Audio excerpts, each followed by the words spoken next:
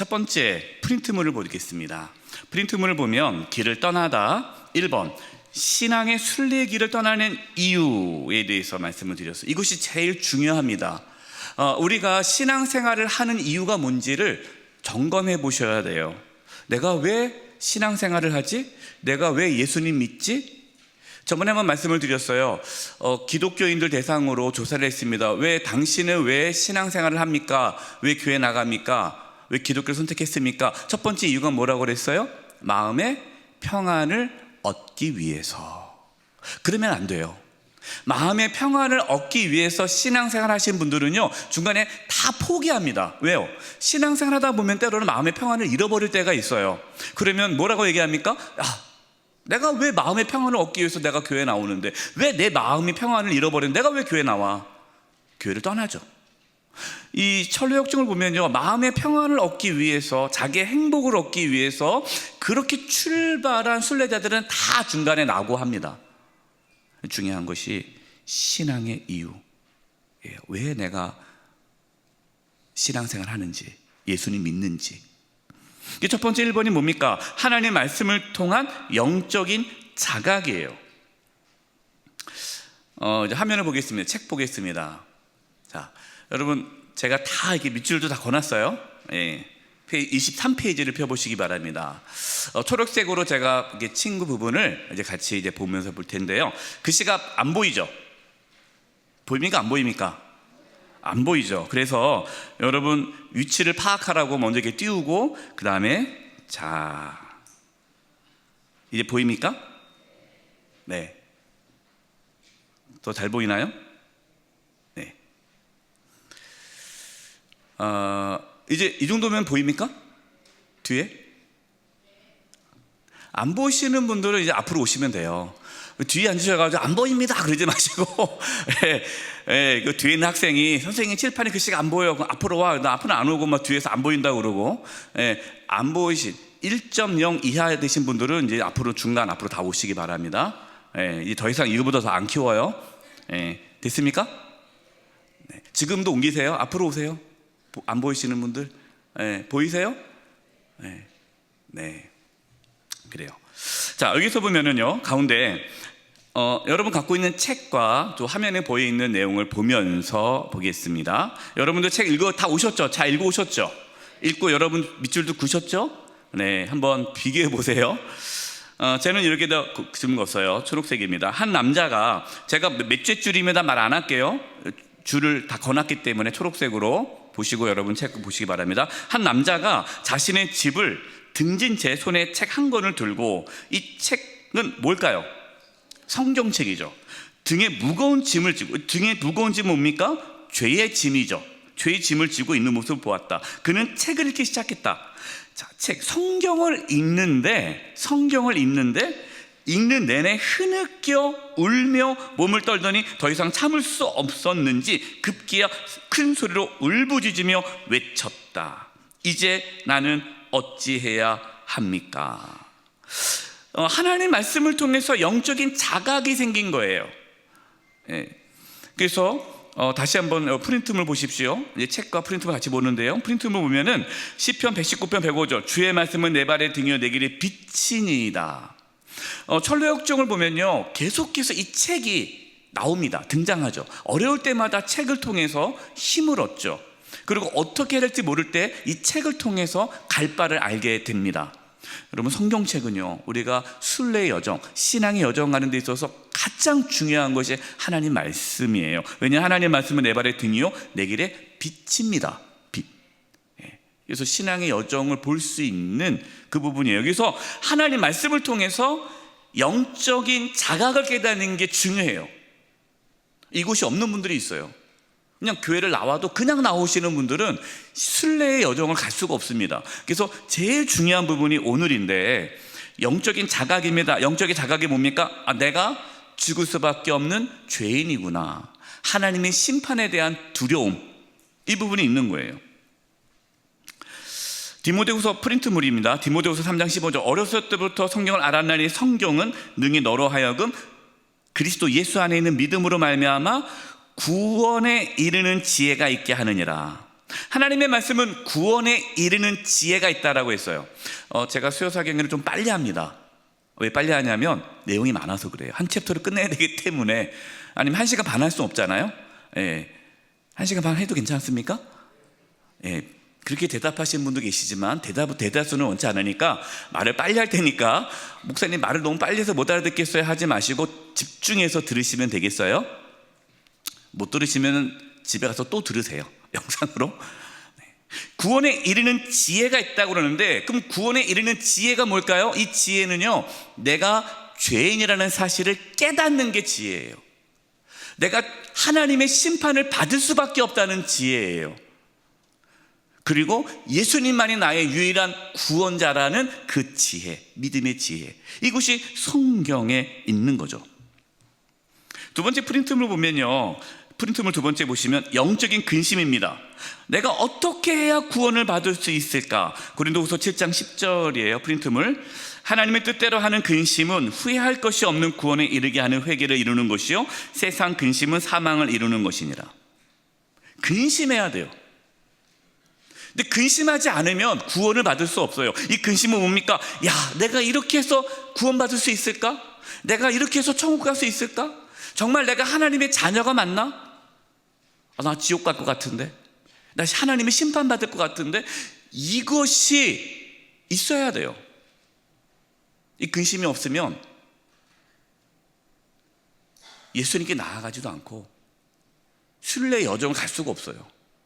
이 부분이 중요합니다. 그래서 어떤 분들이 이렇게 얘기해요. 목사님, 제가 고민이에요. 뭐가 고민이에요?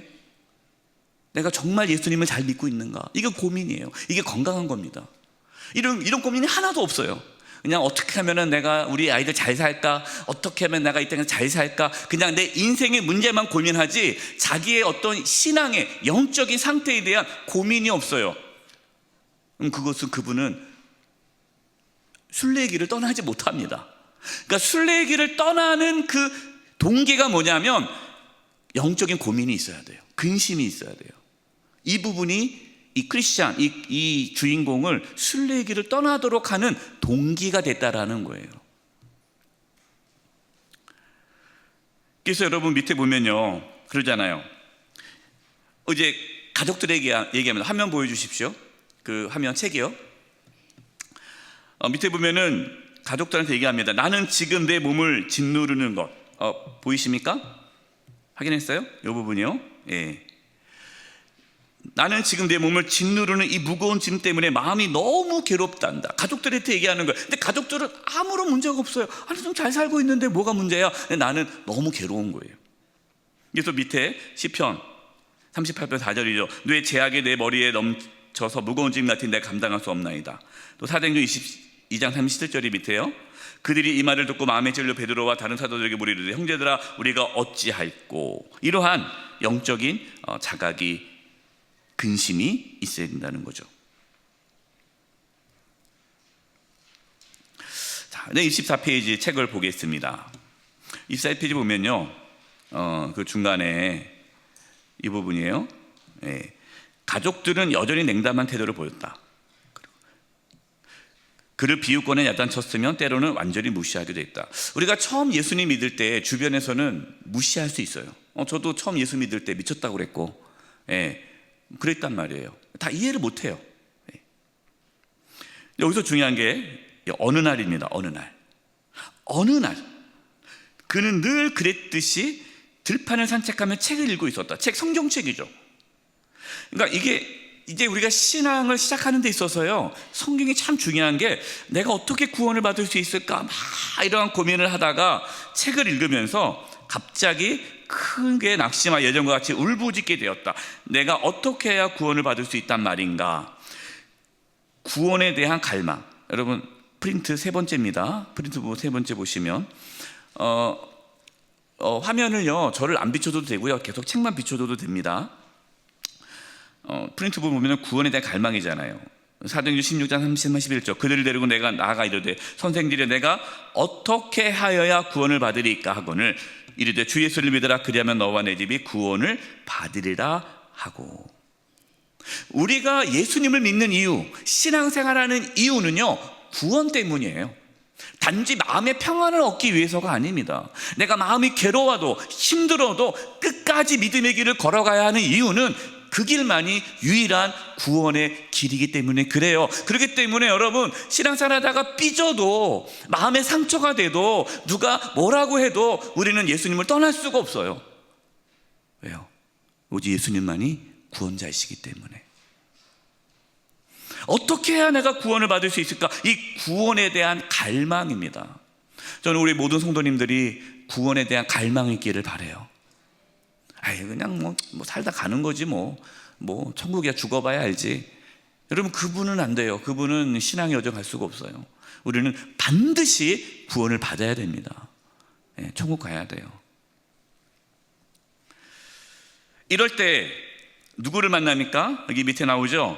그때 전도자라고 불리는 한 남자가 그에게 다가오더니 이렇게 물었다.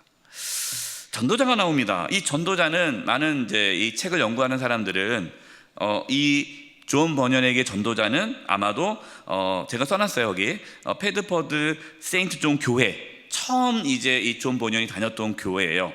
거기 존 기포드 목사님이 그에게 있어서는 전도자일 것이다 라고 얘기를 하죠. 프린트물 보겠습니다. 전도자, 영적 지도자와의 만남이에요. 골로새서 1장 28절 표준 세번역으로 제가 읽어드릴게요. 프린트물입니다. 우리는 이 그리스도를 전파합니다. 우리는 모든 사람을 그리스도 안에서 온전한 사람으로 세우려고 모든 사람에게 권하며 지혜를 다하여 모든 사람을 가르칩니다. 이 전도자예요. 그럼 우리가 신앙생활을 하는 데 있어서 이 전도자가 중요하죠. 이 전도자는 영적 지도자입니다. 우리를 신앙의 길로 바르게 안내해 줄 수 있는 사람이 반드시 있어야 돼요. 목회자일 수 있죠. 근데 목회자뿐만 아니라 구역 지도자일 수도 있고, 또 우리 믿음의 선배일 수 있는 거예요. 아마 여러분 떠오른 분이 있겠죠. 여러분을 처음 신앙의 길로 인도해 주신 분.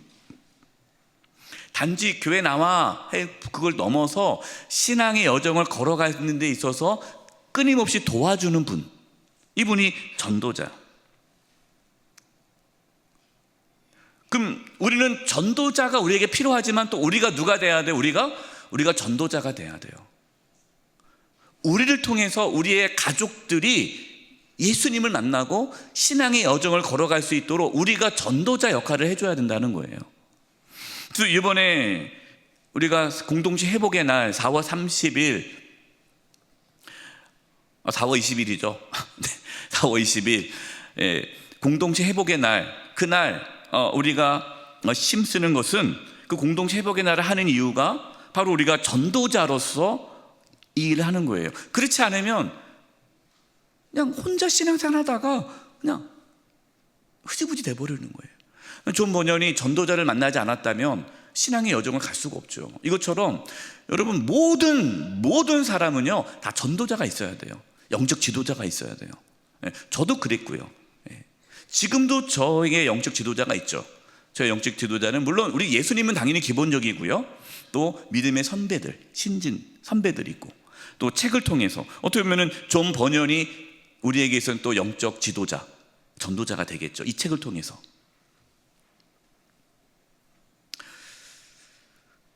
전도자가 뭐라고 말합니까? 여기 이제 그 다음에 이제 책을 그 다음 페이지 보겠습니다. 25페이지 보시면요, 넘기겠습니다. 그때 이제 전도자가 왜 울고 있습니까? 그러자 얘기를 하죠. 저는 언젠가 죽을 수밖에 없고 그 외에 심판을 받는다 하군요. 저는 죽기도 싫을 뿐더러 심판도 감당치 못할 것 같습니다. 이 영적인 고민, 이게 있는 거예요. 그러니까 이게 없는 사람에게는 영적 전도자, 영적 지도자가 뭐 사실 큰 역할을 할 수가 없죠. 고민이 있어야 된다는 거예요. 그래서 고민이 없는 분에게는 고민을 갖게끔 만들어 줘야죠. 그래서 뭐라고 말합니까? 밑에 어디로 가야 할지 몰라서 그럽니다. 어떻게 할지 모른다는 거예요. 신앙의 여정. 그래서 많은 성도님들이 어떻게 신앙생활 할지 모르는 분들이 많아요. 히브리서 9장 20절 나옵니다. 한 번 주는 것 사람에게 정하신 것이 그 외에는 심판이 있으니, 반드시 심판이 있습니다. 하나님의 심판이 있는데 어떻게 예수님 안 믿는 자녀들을 내버려 둘 수가 있어요? 어떻게 자녀들이 그냥 세상에 성공만 했다고 마음 편하게 있을 수 있습니까? 있을 수가 없죠.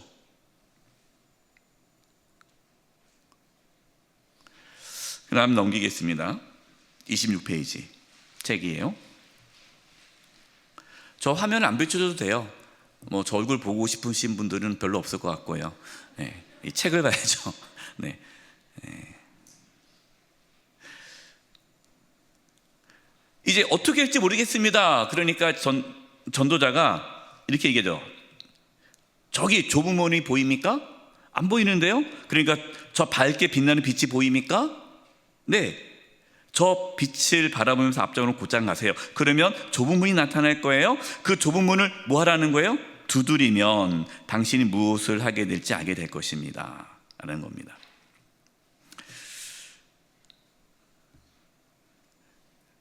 여기서요,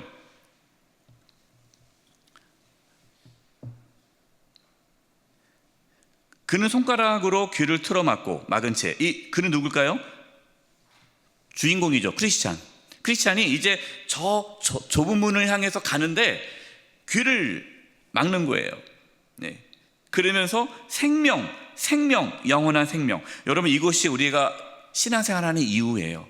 우리는 생명을 얻기 위해서 신앙생활하는 거예요. 마음의 평안을 얻기 위해서가 아니라, 네. 생명. 그러니까 이 크리스찬은 목적이 확실해요. 생명을 얻기 위해서, 영생을 얻기 위해서, 구원받기 위해서 이 신앙의 여정을 가는 거예요. 그러면서 보십시오. 그 다음에 그는 뒤를 돌아보지 않고 들판 한가운데로 도망치되 달렸다. 뒤를 돌아보지 않았다. 여기서 우리 프린트물 보겠습니다.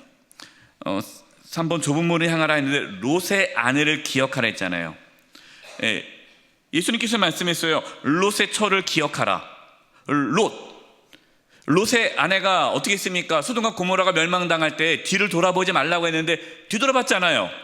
그래서 소돔기둥이 되지 않았습니까? 이게 무슨 말이에요? 우리가 이제는 믿음의 길을 걸어간다면 세상에 뒤를 돌아볼 필요 없다는 거예요. 세상에 아이고 뭐 아쉽다. 이제는 돌이킨 거예요. 우리는 천국을 향해서 순례길을 걸어가야 되는 거예요. 네. 여러분 뒤돌아보지 마십시오. 네. 이제는 가야 돼요. 뒤돌아보면 안 돼요.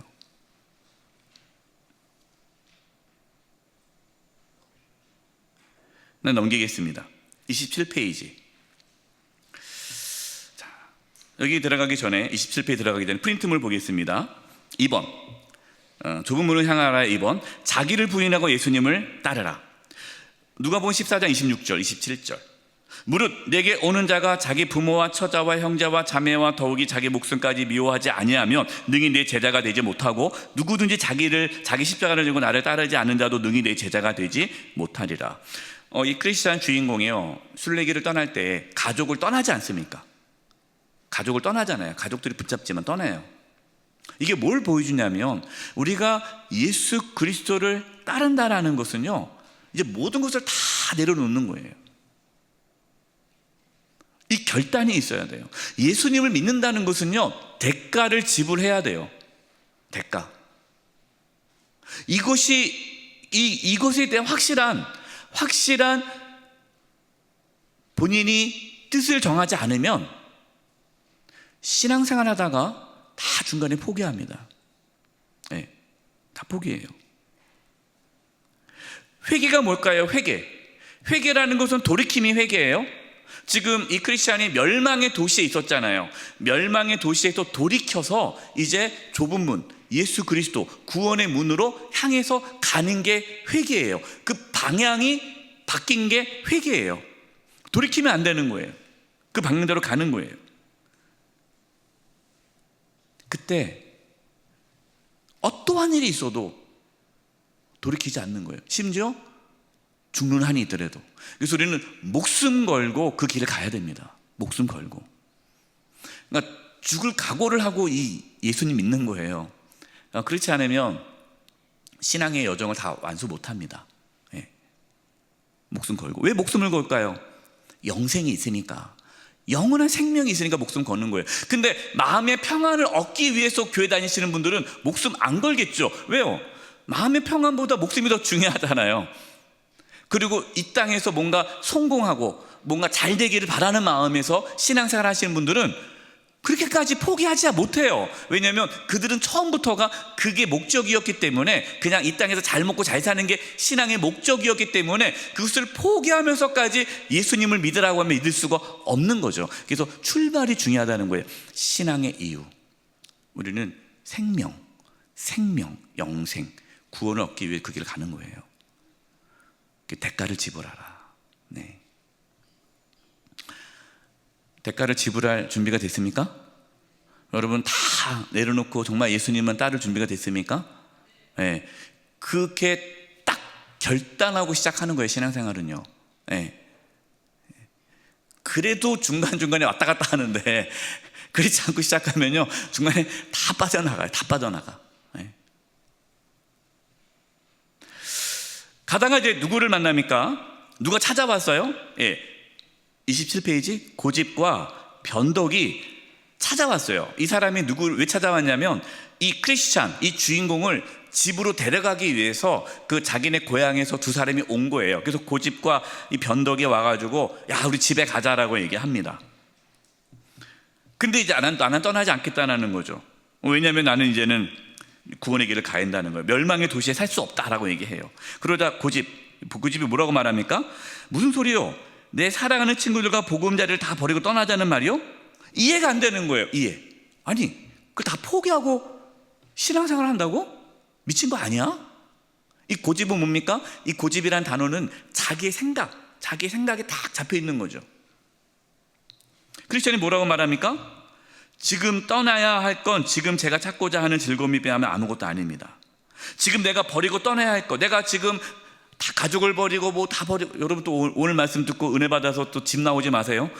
예, 뭐 집 나와가지고 또 기도원 가고 뭐 그러는 게 아닙니다. 지금 신앙의 여정을 지금 상징적으로 보여주는 거예요. 우리가 그동안 의지하고 사랑하고 붙잡고 이것이 내 인생의 목표야 목적이야 했던 그 모든 것으로부터 끊고 이제는 예수 그리스도를 따르기로 결정하는 것이 신앙의 여정이라는 것을 말씀하고 있는 거예요. 그렇게 모든 것을 버려도 괜찮은 이유는 지금 제가 찾고자 하는 즐거움에 비하면 아무것도 아닙니다. 영생, 구원, 그거를 얻는다면 그것은 이 땅에서 모든 즐거움은 아무것도 아니라는 거죠. 배설물처럼 버렸잖아요, 사도 바울도요. 예. 그래서 고린도후서 밑에 4장 18절 나옵니다. 우리가 주목하는 것은, 이 밑에 부분이에요. 우리가 주목하는 것은 보이는 것이 아니요 보이지 않는 것이니 보이는 것 잠깐이요 보이지 않는 것은 영원합니다. 여러분, 이 땅의 삶은 잠깐이에요. 영원이 있어요. 영원. 우리는 영원을 향해서 가는 거예요. 네. 넘기겠습니다. 28페이지. 28페이지 보면은, 저는 결코 썩지 않고 더럽히지 않으며 쇠하지 않는 유업을 구하고 있습니다. 그러니까 크리스찬은 목적이 정확하죠. 신앙의 이유가 정확해요. 천국, 구원, 영생. 그러면서 뭐라고 말합니까? 여기 제 책에 그렇게 쓰여 있으니 원하면 읽어보십시오. 이분은요, 이 크리스찬 주인공은 하나님의 영생, 하나님의 구원을 말씀 속에서 깨닫고 받아들인 거예요. 말씀. 그래서 늘 이 성경을 근거로 신앙생활 하는 겁니다. 그래서 여기 밑에 한번 보겠습니다. 밑에도 뭐라 나옵니까? 저를 못 믿겠으면 여기 이 책을 읽어보십시오. 성경이죠. 이 책에 적힌 말씀이 진리라는 사실을 이 책을 쓰신 분이 피가 증거가 됩니다. 네. 이 정도도 보입니까? 네, 이 정도. 네, 더 이상. 예. 그래서 우리가 신앙생활 할 때에 붙잡고 가야 될 것은 우리의 감정과 우리의 느낌이 아니라 하나님 말씀이에요. 하나님 말씀에 반드시, 하나님의 말씀은 진리이기 때문에 이 말씀이 기록되어 있으면 그 말씀 믿고 나가는 거예요. 그러자 이 고집은 뭐합니까? 고집은 돌아가고. 자, 여기서 중요한 말이 나옵니다. 제가 별표를 했어요. 여러분, 이 부분이 중요합니다.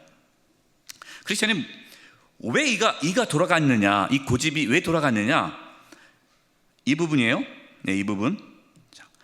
만약 그 사람도 미래에 일어날 일에 대해 내가 느꼈던 공포와 압박을 느꼈다면 이처럼 경솔하게 등을 돌리지 않았을 겁니다. 저는 이게 참 중요하다고 봐요. 아까 처음에 신앙이 중요한 게 영적인 어떠한 자각, 영적인 근심이 중요하다고 했잖아요. 이것을 경험하고 내가 이제 하나님의 심판에서 어떻게 벗어날까? 이 두려움, 하나님의 진노에 대한 두려움, 죄에 대한 두려움, 구원받지 못할 것에 대한 두려움이 있는 분들은요, 신앙의 여정을 갈 수 있는데, 이것에 대한 이 공포, 이 미래에 대한, 죽음에 대한 이 영적인 이 자각이 없는 분들은요, 다 떠납니다. 그래서 사실 하나님의 진노를 깨닫는 게 은혜예요. 하나님의 심판을 느끼는 게 은혜예요. 루터가 하나님의 심판을 받지 않으려고 그렇게 노력해도 내가 그 하나님의 심판을 벗어날 수 없다는 그 좌절과 절망 속에서 복음을 경험한 거거든요. 근데 요즘 크리스찬들이 이 부분이 약해요. 이 부분이 없어요. 그냥 교회 나오면 마음 평안해져. 야, 교회 나가니까 너무 좋더라. 뭐가 좋아? 밥도 그냥 공짜로 주고 밥도 맛있고, 그 다음에 사람들도 만날 수 있고, 그냥 편안하고 마음이 편안해. 좋아. 이러한 영적인 이러한 고뇌 없이 신앙생활 하다 보니까 다 떨어져 나가는 거예요. 여러분 안에 이러한 하나님의 진노에 대한 두려움, 죄의 심판에 대한 두려움을 느끼십니까? 이게 필요해요. 네, 정말 이게 필요해요. 교회가 이 부분을 약하게 시켰어요. 왜냐하면 빨리 하나님은 당신을 구원하십니다. 하나님 당신을 사랑합니다. 하나님은 우리의 죄로부터 심판해서 던져주셨습니다. 그러니까 내가 죄인이라는 사실을 깊이 경험하지 못하고 내가 하나님의 심판에 대한 그 두려움을 떨어보지 않은 사람에게 하나님의 구원을 얘기하니까 그 구원이 그렇게 와닿지가 않아요. 그냥 좋은가 보다. 근데 그럴 정도지.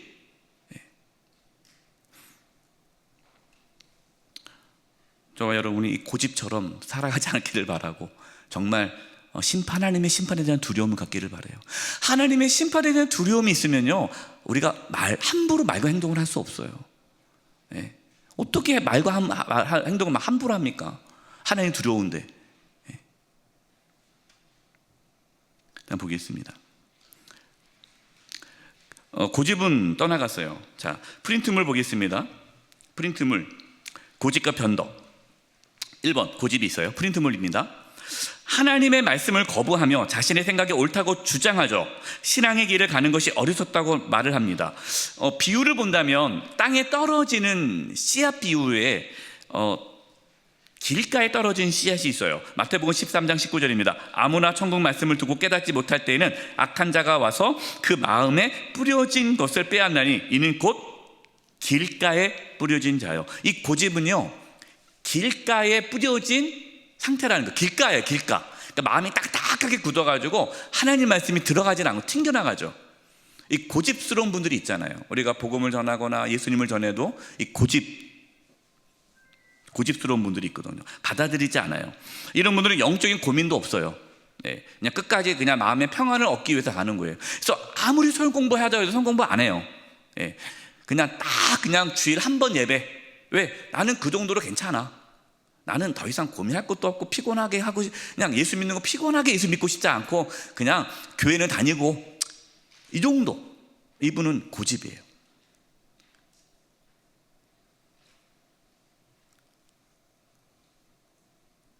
두 번째, 변덕입니다. 변덕은 좀 다르죠. 이렇게 얘기해요. 이 책 내용 보겠습니다. 당신은 그 책에 쓰여있는 말이 모두 진실이라고 생각하나요? 이 책은 거짓이 없는 그분의 말씀이 기록된 책임이니까요. 계속 책에 대해서 얘기하죠. 성경책에. 그럼 말씀에 의하면 이렇게 나오는 거예요. 말씀에 의하면 우리가 살게 될 영원한 나라가 있는데 우리는 영원한 생명을 얻어서 그 나라에서 영원토록 살게 된다고 합니다. 그러니까 지금 끊임없이 크리스찬은 영생, 생명, 이것을 놓치지 않고 신앙의 여정을 가는 거예요. 네. 그래서 몸이 아파도 예수 믿는 거예요. 망해도 예수 믿는 거예요. 누구랑 싸워도 예수 믿는 거예요.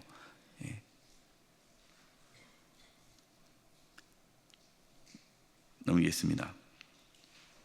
그럼 페이지 31페이지 책, 여기 중간에 보면요, 이런 말이 있어요. 크리스찬이요.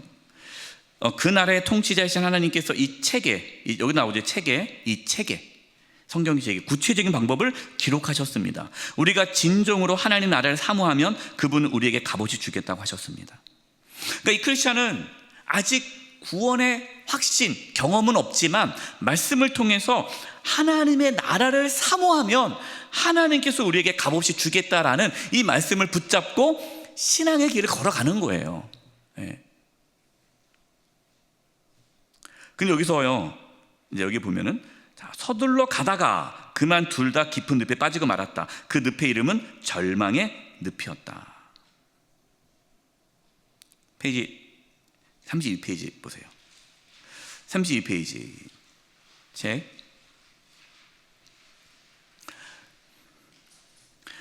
이제 절망의 늪에 빠지다 보니까 변덕이 이렇게 얘기하죠. 변덕이 이렇게 얘기합니다. 아니, 당신이 그동안 계속해서 말하던 그 행복이 이건가요? 시작부터 이런 공경에 빠졌는데 앞으로 여행 내내 무엇을 기대할 수 있겠습니까?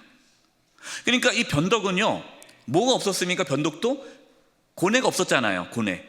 그냥 구원받는데 좋대 하니까 따라가 주는 거예요. 한번 믿어볼까? 한번 교회 다녀볼까? 이런 거죠. 그런데 좀 다니다 보니까 절망의 늪에 빠진 거예요. 그러니까 내가 이렇게까지 교회 다녀야 돼? 생각이 드는 거죠. 그다음에 여기 보면 제가 별표를 했어요. 중요한 표적인데요.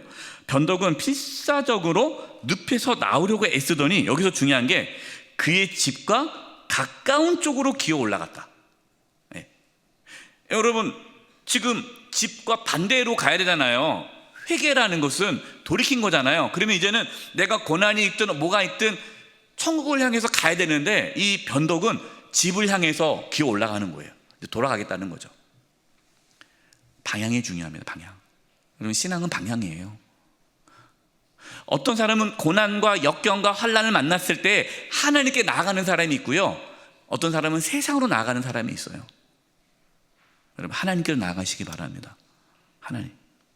그런데 크리스찬 보십시오. 크리스찬은 그는 자기 집과 멀고 좁은 문과 가까운 쪽으로 빠져나가기 위해 안간힘을 썼지만, 크리스찬은 천국 좁은 문을 향해서 몸부림친 거예요. 똑같이 몸부림치지만 방향이 다르잖아요. 그때 누가 나타납니까? 도움이 나타납니다. 도움이. 프린트물 다시 한번 보겠습니다. 프린트물 보면 변덕이 나오죠. 자, 신앙의 길을 가다가 절망의 늪에 빠진 후에 신앙의 길을 포기합니다. 이 변덕은 처음부터 구원의 갈망이 없었어요. 영적인 고뇌도 없었어요. 그저 단지 편하고 행복한 삶을 위해서 신앙의 길을 돌아섰는데 막상 해보니까 만만치 않거든요. 대가를 치러야 되거든요. 그러니까 그냥 포기한 거예요. 이것이 마태복음 13장 21절에 나오는 돌밭에 뿌려진 영혼이죠. 돌밭에 뿌려졌다는 것은 말씀을 듣고 즉시 기쁨으로 받되 그 속에 뿌리가 없어 잠시 견디다가 말씀으로 말미암아 환난이나 박해가 일어날 때에는 곧 넘어지는 자요. 넘어져 버려요. 말씀에 뿌리가 내리지 않으면요, 다 넘어집니다. 그러니까 말씀을 그러니까 지금 변덕은 뭡니까? 변덕은 자기가 성경을 읽지 않아요. 그렇잖아요. 크리스찬이 읽는 것 듣는 거예요. 그래요?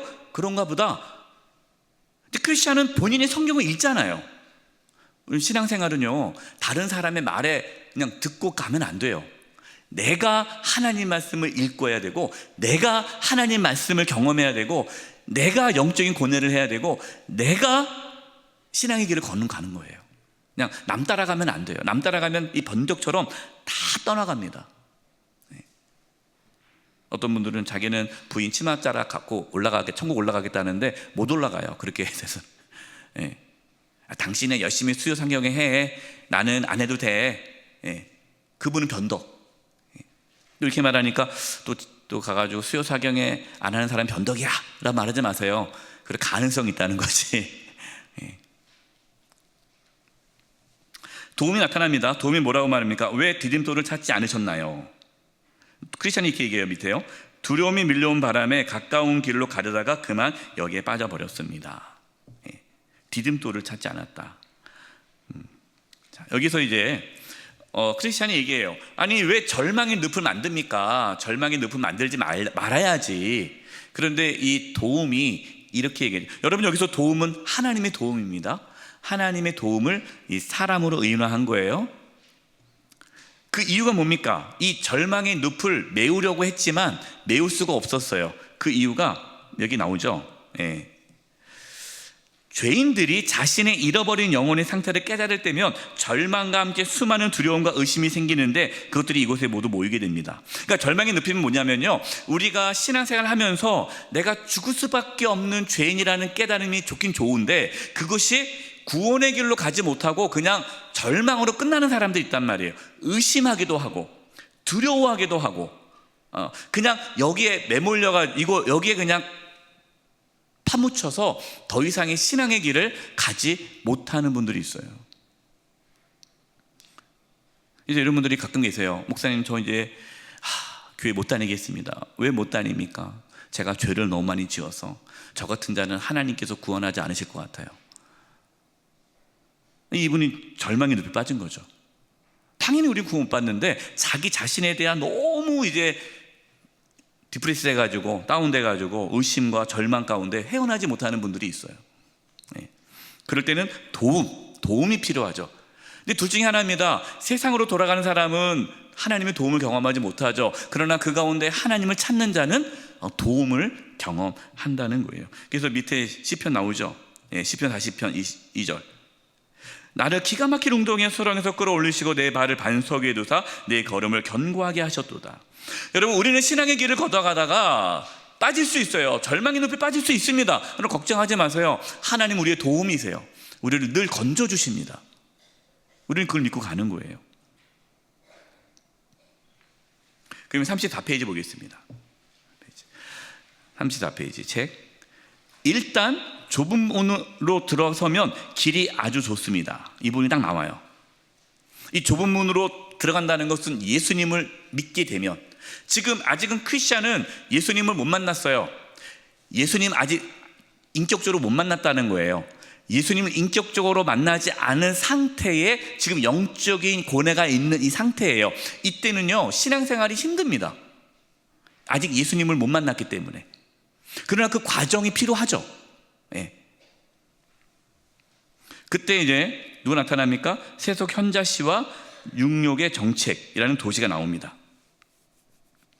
자, 여기 밑에 나와요. 밑에 여기 나오죠. 지친 걸음걸이와 한숨을 내쉬며 괴로워하는 남성. 예수님 만나기 전 신앙생활은요 이렇습니다. 예수님 만나기 전에는요 신앙생활은 힘들어요. 지칩니다. 매주 교회 어떻게 가?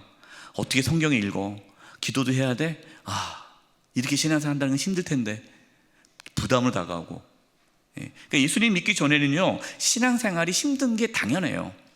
그 고비를 넘겨야 되거든요. 그래서 제가 새가족들을 만나면 새가족들이 그래요. 어떻습니까? 목사님, 하나도 모르겠어요. 하나도 모르겠어요. 어려워요. 당연하죠. 처음 교회 나왔는데 쉬운 사람이 어디 있겠어요? 쉬운 게 더 두려워요. 저는 쉬운 사람은. 어려운 게 정상이에요. 어려워야 돼요. 자, 세속 현자가 나옵니다. 페이지 35페이지예요. 세속 현자가 뭐란 말합니까? 어서 빨리 그 짐을 벗어버리십시오. 짐을 벗지 않고서 마음이 안정되지 않고 주님이 주신 축복도 누릴 수 없습니다. 이 세속 현자는 그냥 죄의 짐을 빨리 벗어버리라는 거예요. 그리고 마음의 안정이 중요하다는 거죠. 평안이 중요하다는 거예요. 그래서 뭐라고 말을 합니까? 36페이지 보겠습니다. 자, 지금 가던 길로 가면 걱정, 고통, 배고픔, 위험, 헐벗음, 칼, 사자, 용, 암흑 등을 만나게 될 것입니다. 그리고 결국엔 죽음에 이르게 될 것입니다. 그러니까 좁은 문, 신앙의 길을 걸어가면 어려움이 많을 거야. 그때 뭐라고 말합니까? 크리스찬이? 하지만 이게 중요해요. 등에 있는 죄의 짐이 지금 당신이 말한 것보다 훨씬 더 참기 어렵습니다. 내가 예수님 믿는다고 박해와 고난과 역경, 그건 아무것도 아닙니다.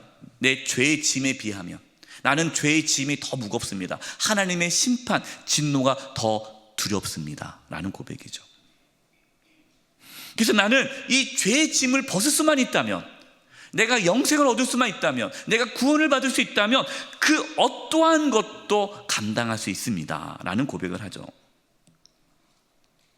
그러면서 얘기합니다. 선자가 대체 당신은 그 무거운 짐을 어쩌다가 지게 되었습니까? 그러자 제 손에 있는 이 책, 성경이죠, 이 책을 읽고 나서부터입니다. 성경을 읽고 나니까 내가 죄인임을 깨닫게 되고 하나님의 심판을 깨닫게 된다는 거예요. 그때 얘기하죠. 세속현자가 맨 밑입니다. 당신에게 어려움 없이 원하는 것을 얻을 수 있는 방법을 알려줄게요. 구제책은 가까이 있는 법이니까요. 게다가 나는 위험이나 고통 대신 확실한 안전과 우정과 만족을 누리게 해줄 수 있습니다.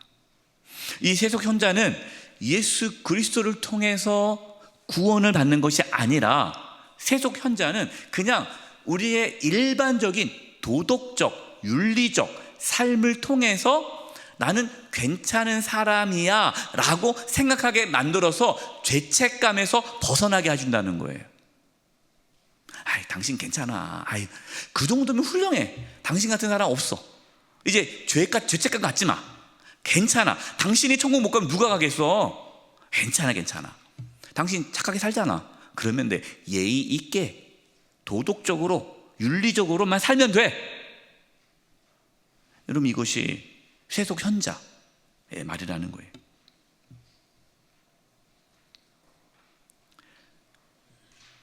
그 다음 페이지 37페이지 보겠습니다.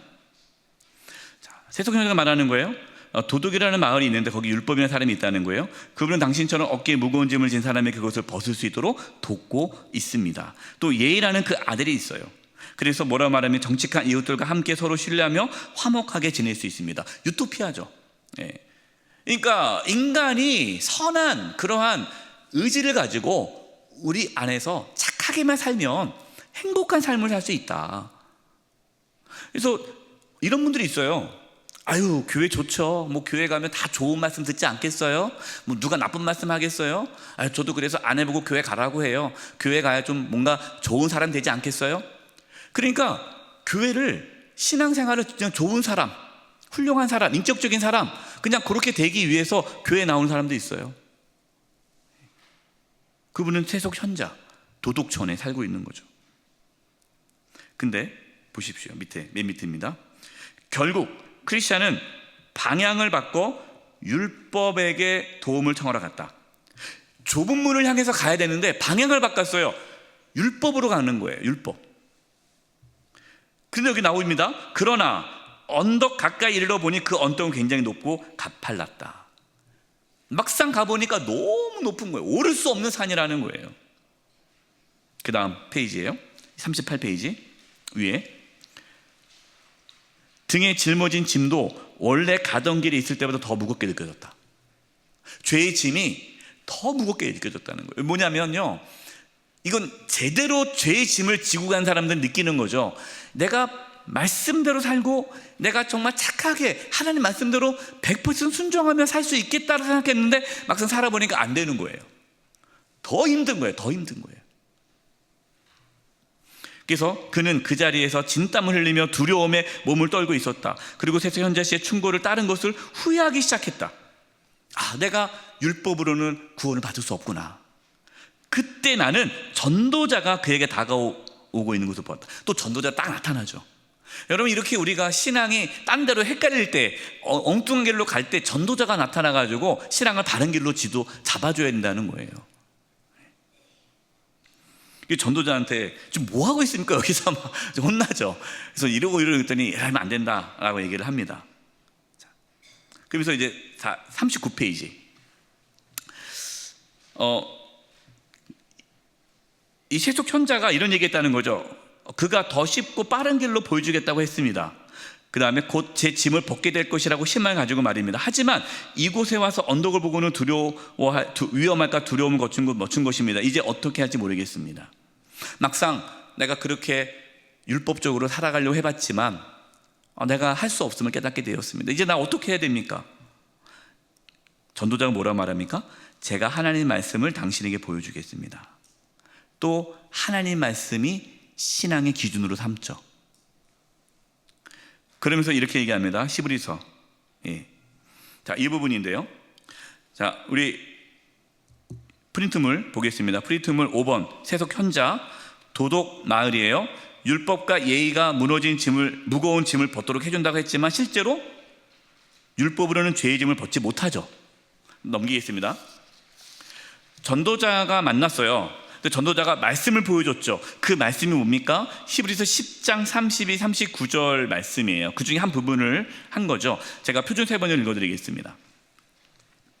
여러분은 빛을 받은 뒤에 고난의 싸움을 많이 견디어낸 그 처음 시절을 되새기십시오. 이 빛을 받은 뒤가 뭡니까? 구원의 빛, 구원을 받은 후에 우리가 그동안 고난의 싸움을 견뎠던 것들을 신앙의 여정을 떠올리라는 거예요. 여러분은 때로는 모욕과 환난을 당하여 구경거리가 되기도 하고 그런 처지에 놓인 사람들의 동반자가 되기도 하였습니다. 여러분은 실상 감옥에 갇힌 사람들과 고통을 함께 나누었고 또한 자기 소유를 빼앗기는 일이 있어도 그보다 더 좋고 더 영구한 재산, 이게 뭐죠?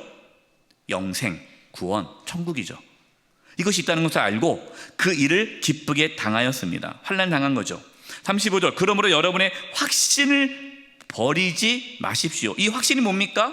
영생에 대한 확신, 구원에 대한 확신, 내가 이 길을 걸어가야 구원을 받을 수 있다라는 그 확신을 버리지 마십시오. 그 확신에는 큰 상이 달려 있습니다. 여러분이 하나님의 뜻을 행하고 나서 그 약속해 주신 것을 받으려면 인내가 필요합니다. 이제 아주 조금만 있으면 오실 분이 오실 것입니다. 지체하지 않으실 것입니다. 나의 의인은 믿음으로 살 것이다. 그가 뒤로 물러서면 나의 마음이 그를 기뻐하지 않을 것이다. 우리는 뒤로 물러나서 멸망한 사람들이 아니라 믿음을 가져서 영생명을 얻을 사람들입니다. 이 부분을 얘기하는 거예요. 그래서 딴 길로 가지 말고 좁은 문을 향해서 계속 가라라고 말을 합니다. 그러면서 이제 40페이지 보면요, 가운 중간에 그런 사람의 충고, 그러니까 이 세속 현자, 이런 사람들은 반드시 거절해야 되는데 그 이유가 뭐냐면 첫째는 바른 길에서 돌이키겠다는 거예요. 좁은 문, 예수 그리스도를 향해서 가는 길에서 엉뚱하게 내가 뭔가 착하게 살면 구원받을 수 있다라고 잘못된 길을 가르친다는 거죠. 둘째, 십자가를 싫어하게 만든다는 거예요. 십자가를 지고 예수님 따르라? 왜 그렇게 힘들게 살아? 그냥 편안하게 살아. 그냥 착하게만 살면 돼. 십자가 질 필요 없어. 셋째로는 당신의 발을 영혼의 죽음의 길로 가게 했던 것입니다. 그래서 첫째로 제가 했어요. 좁은 문으로 들어가기를 힘쓰라. 내가 너에게 이르노니 들어가기를 구해도 얻지 못하는 자가 많으리라. 생명으로 인도하는 문은 좁고 길이 협착을 찾는 이가 적다. 이건 계속 이 부분이 나오죠. 그다음에 두 번째로는 그리스도를 위한 받는 수모, 그것이 애굽의 모든 부하보다 더 큰 재물로 여겨야 하기 때문입니다. 그러니까 우리는 이미 영생을 얻는 자는 그 어떠한 것도 이제는 소망할 것이 없죠. 그래서 이제는 뒤를 돌아보지 말고 그냥 계속 앞을 향해서 가야 된다는 얘기입니다. 그래서 여기서 나오죠. 즉 십자가 없이는 영생은 없을 수 없으니 십자가를 죽음이라 설득하는 교훈을 반드시 혐오해야 합니다. 여러분, 십자가 없이는 영생 없어요. 그래서 신앙의 여정은요, 십자가의 길을 걸어가는 거예요. 셋째로, 당신의 무거운 짐을 구원받고자 찾아갔던 사람은 율법인데 그는 지금도 자녀들과 함께 종로로 살고 한 여종의 아들입니다. 그 다음 페이지 42페이지 보겠습니다. 42페이지. 율법이라는 자는 당연히 당신을 자유롭게 해줄 수 없습니다. 이제까지 율법의 도움으로 짐을 벗는 사람 단 한 사람도 없었고 앞으로도 그런 일이 없을 것입니다. 율법의 행위로는 무거운 짐을 벗을 수 있는 사람은 아무도 없기 때문입니다. 그래서 여러분, 율법으로는 저주 아래에 있다. 그래서 프린트물 다시 보겠습니다.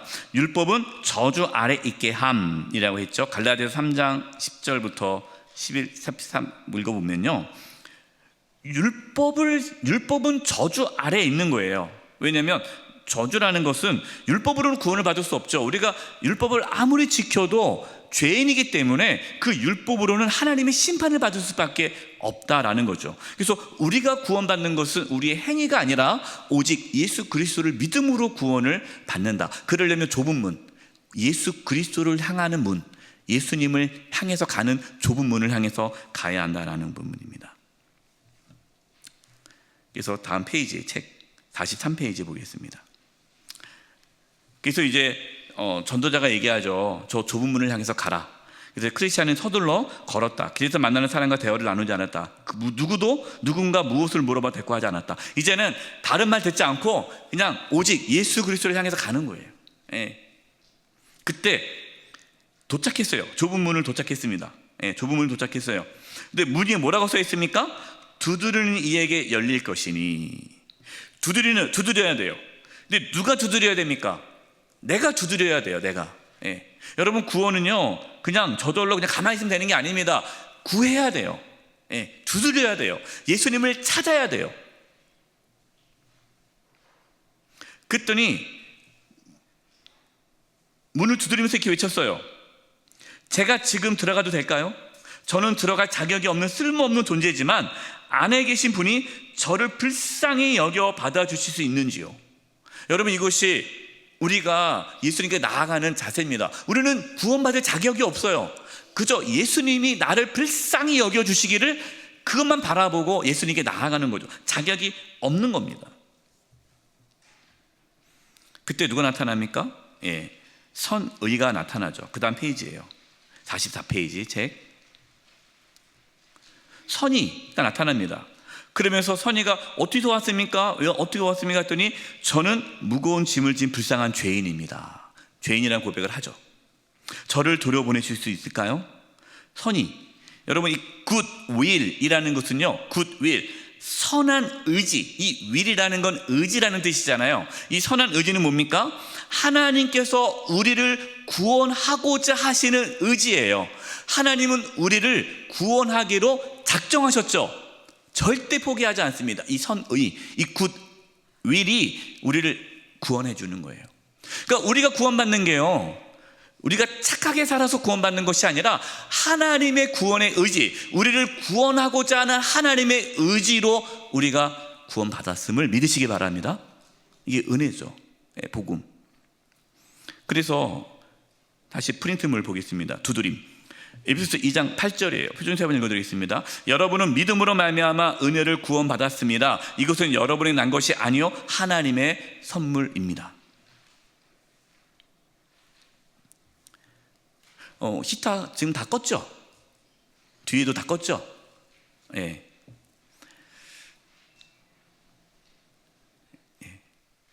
어쩐지 더운데 더워가지고 항상 꺼주시면 좋을 것 같아요.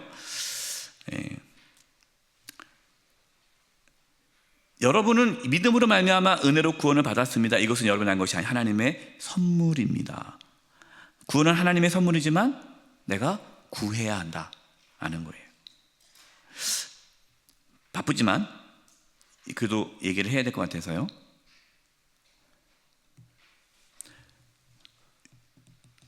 율법, 글씨가 잘 안 보이죠?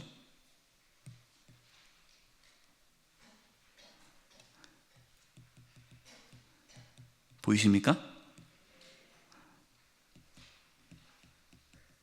지금 이 철로역정은 율법과 복음에 대한 이야기가 계속 나와요. 율법은요, 자기 중심이죠. 자기를 바라보는 거예요.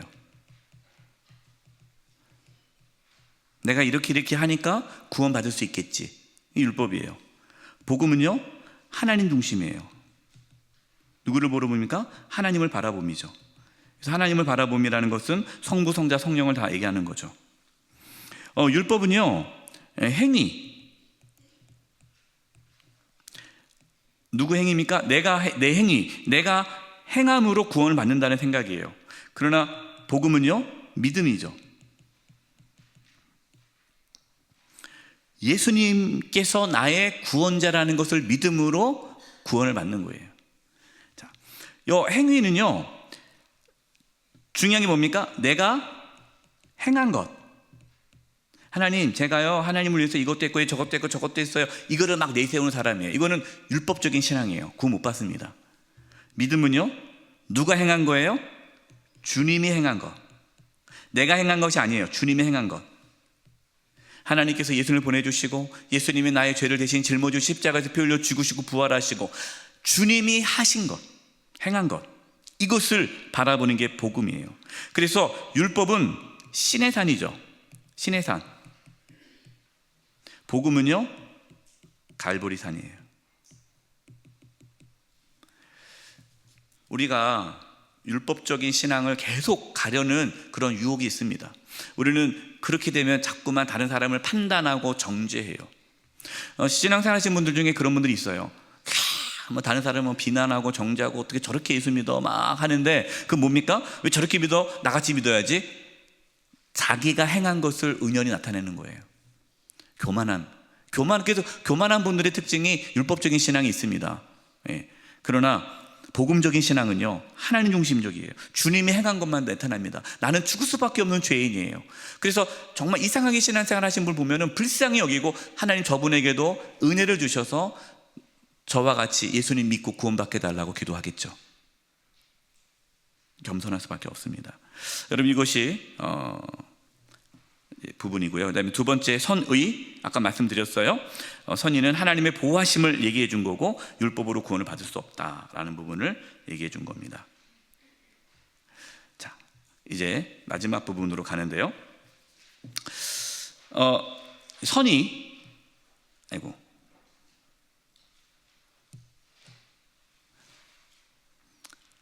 빨리 맞춰야 되는 생각에, 선의요. 그럼요, 진심으로 환영합니다 하고 문을 열어줬잖아요. 그리고 발을 들여놓으려고 하자 누가 끌어당겼어요? 선의가 그를 안으로 힘차게 끌어당겼다라는 거예요. 그러니까 우리가 예수님 믿는 것이 아니라 주님께서 우리를, 예수님을 믿을 수 있도록 끌어당기신다는 거예요. 이게 복음이에요. 내가 믿는 게 아니라 믿어지는 거예요. 그러면서 여기 보십시오. 바알세불과 그와 부하들이 이 문을 들어서는 사람을 죽이려고 활을 막 쏩니다. 근데 그 활이 막 날라오지만 이 선의가 딱 끌어당겨서 문을 딱 닫아서 좁은 문에 들어와서 문에 사살이 박히죠. 이거는 하나님께서 이제 우리를 지켜준다는 얘기입니다. 그러면서 얘기합니다. 어떻게 이렇게 혼자 왔습니까? 그랬더니 지금까지 변덕이라는 사람이 있었는데 중간에 돌아갔습니다. 그러자 45페이지, 선의가 저런 불쌍한 사람 같으니 그에게 천국의 영광을 얻는 게 작은 어려움을 무릅쓰는 것보다 가치가 없어 보였나 봅니다. 잠깐 고난이 있었다고 그렇게 돌아간 것이 안타깝다. 그러면서 얘기합니다. 또 율법에 대해서 얘기했죠. 선의가 실제로 그 산 때문에 죽은 사람이 많습니다. 앞으로도 많은 사람이 죽게 될 것입니다. 많은 적지 않은 성도들이요, 복음을 계속 듣지만 복음적으로 신앙생활하지 않고 율법적으로 신앙생활하는 분들이 많아요. 자기의 의로 구원을 받으려고 합니다. 그분들 다 구원 못 받아요.